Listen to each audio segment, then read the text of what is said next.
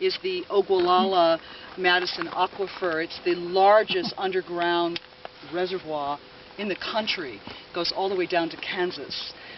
So you've got the core of the Black Hills, which is granite, then limestone, then sandstone rim rock, and then the aquifer underneath, and you have to dig down about 1,000 feet or so to get to this water. So the two wells up on top are solar paneled. They pump the water up, and then in the wintertime we have heaters in it so it doesn't freeze, because I don't know if you know this, but it's cold here in the winter. So when I say cold, it's an average temperature of 30 degrees below on a wind chill factor day. Not average temperature, but just a temperature of 30. Now, an average temperature might be 25. Watch your step over there, honey. Yeah.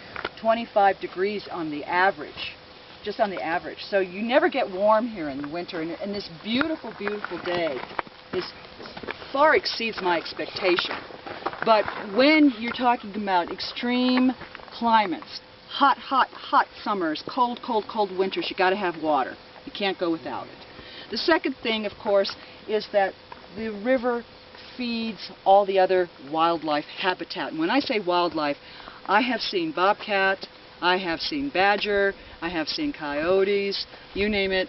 I have not seen a mountain lion here, but we do have mountain lions. We have elk and deer, white deer, mule deers, and deers, that's not a word. And in the summer months, in May and June, we have the white pelican. Anybody live in the Gulf of Mexico area or near there? They make their home in the Gulf of Mexico. Why are they here 3 weeks a year? Well, the sunfish are hatching, sunfish, perch, and they know it. How do they know it? And they're on their way to the Great Lakes. So they stop here in flocks of hundreds of pelicans, white pelicans. So we have this code word amongst myself and friends, the white pelicans are in. And everybody rushes to the sanctuary to take photographs of white pelicans. But they are migratory birds, just like our bluebirds. We have the mountain bluebird and the eastern bluebird. We also have, as you saw, all kinds of, well, you might have seen it yet, but in the Black Hills, raptors, eagles, 3 types of eagles, all kinds of hawk, and of course you saw our beautiful little turkeys. But it's very important when you have a natural preserve to have lots of water, and this is why this reserve is so unique. And this water table actually right now is very low, and you can see where the sandbars are. So it was up over its bank about 10 feet or so this June. We've used this location down here too for film and television. See that sandbar? That had teepees in it for the Crazy Horse movie.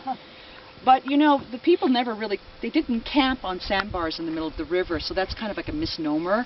Where they did camp is the lip across, you see the river, how it curves, and there's a lip that comes out like that, like a tongue. That's the ancient encampment, and in the spring you see the teepee rings green up. So if you've ever gone camping, and you put a tent in your backyard for the kids, and it gets yellow underneath it, it's the same thing with teepee rings. What the folks did is they put stones in a circle, so each year when they were nomadic people, the Northern Plains people, they would come back to the same spots and put their teepees in the same place that they put their rings of stone.